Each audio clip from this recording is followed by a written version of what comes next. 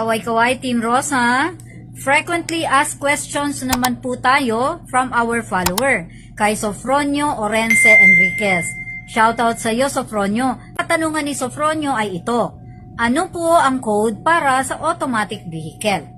Ang pagdedetermine po kung automatic or manual transmission vehicles ang pwede nating huin ay doon po natin makikita sa Practical Driving Course Certificate na binibigay sa atin ng driving school.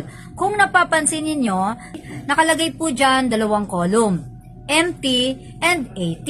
Halimbawa, nag-apply tayo ng code B, tapos naka-indicate na MT. So, ibig sabihin po, pwede tayong magmaneho ng light passenger vehicles up to 5,000 kilograms ang gross vehicle weight at hanggang 8 seating capacity. MT ang naka-indicate, you can drive both manual and automatic vehicles.